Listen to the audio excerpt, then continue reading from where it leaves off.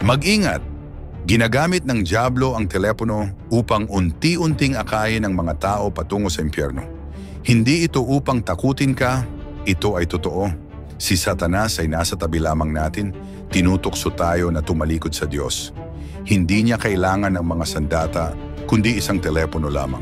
Tingnan mo, sa kalsada, sa sasakyan, sa paaralan, sa tindahan, sa bahay, mga lalaki at babae, bata at matanda, lahat ay nakayuko sa kanilang mga telepono, nanonood ng mga palabas, naglalaro ng mga laro, humahabol sa mga programa.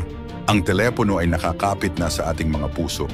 Nakakalimutan nating magdasal, nakakalimutan nating basahin ang salita ng Diyos, at unti-unti tayong lumalayo sa Kanya. Ang nakakatakot ay kung magpapatuloy ito, hihilahin tayo ni Satanas unti-unti hanggang sa pintuan mismo ng impyerno. Sinasabi ng Biblia, kayo'y maging mapagpigil, kayo'y maging mapagpuyat. Ang inyong kalaban na diablo, na gaya ng leong umuungal, ay gumagala na humahanap ng masisila niya. Tanging sa pamamagitan ng pagbibigay ng unang lugar sa Diyos, tayo makakawala sa mga tukso ni Satanas, makalalayo sa impyerno, at makapapasok sa langit. Kung naniniwala ka, sabihin mo, ang ating kapalaran, buhay at kamatayan, lahat ay nasa kamay ng Diyos.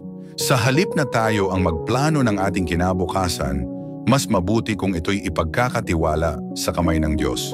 Sabi ng Diyos, nangyayari ba ang buhay at kamatayan ng tao ayon sa sarili niyang pagpili? Kontrolado ba ng tao ang kanyang sariling kapalaran? Maraming taong gusto ng mamatay, subalit malayo yun sa kanila.